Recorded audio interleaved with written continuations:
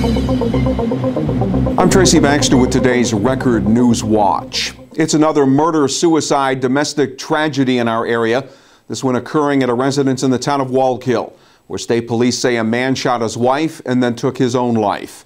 It happened last night inside this home at 38 Anthony Street. Police say a family member called police to ask them to check on the welfare of a person inside. When Town of Wallkill officers arrived, they discovered the bodies of 49-year-old Michael W. Leroy and his wife, 46-year-old Deanne Leroy, on the living room floor. The investigation determined that Michael Leroy shot his wife with a rifle and then shot himself with the same weapon. Police say officers had responded to domestic dispute calls at the house in the past. Keep checking here at Record Online for further information on what has been labeled a case of murder-suicide. One lane of the northbound thruway in the town of Woodbury was reopened to traffic this afternoon, hours after a multi-vehicle crash killed one and injured 6 others. The accident was said to involve a tractor-trailer, a State Thruway plow truck, and other vehicles.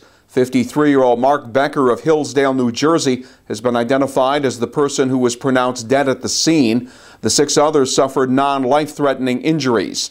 Keep clicking here at Record Online for updated information. In Ulster County, the search is on for the man who robbed a bank at gunpoint. Officials with the Ulster County Sheriff's Department say the man, possibly in his 50s and wearing a blue hooded sweatshirt, walked into the community bank branch on Route 28 in Boiceville shortly before noon. He pulled a handgun, demanded money, and drove off in a black SUV with an as yet undetermined amount of cash.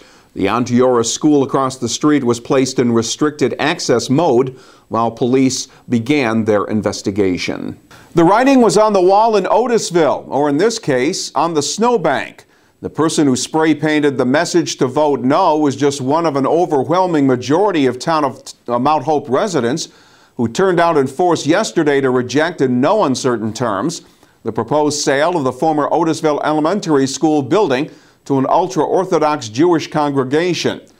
1,334 voted no, with only 23 votes in favor. No voter, Denise Billing, says she and all the others were thankful to have been given a voice in the proposed sale. It's always, I think, better on the part of the elected officials to go back to the public and be like, okay, this was the original intention, this is where we're at now, this is an opportunity we have.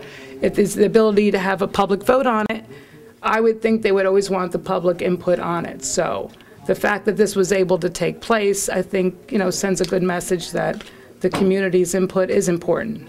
Mount Hope Town Supervisor Chad Volpe says the 100-year-old school will now be taken off the table to be sold.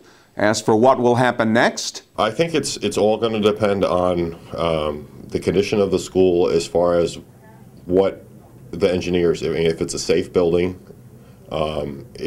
if we could do municipal, maybe move the village and also the town in there. There could be grants for that. There may be grants to make it a community center.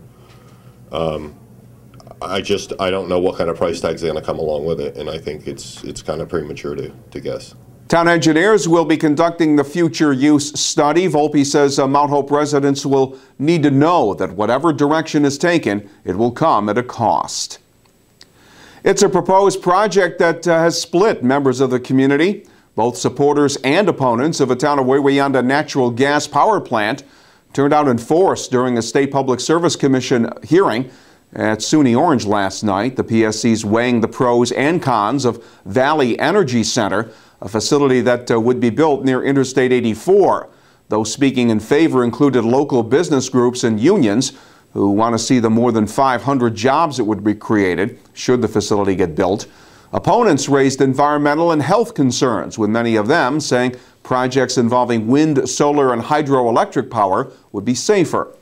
Wawayanda Supervisor John Rosano says the project has already undergone extensive environmental review and should move forward. For that to happen, the PSC will need to give its approval. A Middletown man has become one of the latest area residents to get arrested in the ongoing campaign to find and prosecute unemployment cheats. An investigation conducted by state police and the State Department of Labor determined that 34-year-old Sean Gloucester illegally received more than $15,000 in unemployment benefits he was not entitled to. He was charged with felony grand larceny. In Ulster County, a Kingston woman faces a welfare fraud charge. Lazala Mackey is accused of failing to disclose her employment over a 2-year period, making her ineligible to get more than $11,000 worth of food stamps and Medicaid benefits. And we are not showing you this just to tease you during this time of cold and snow.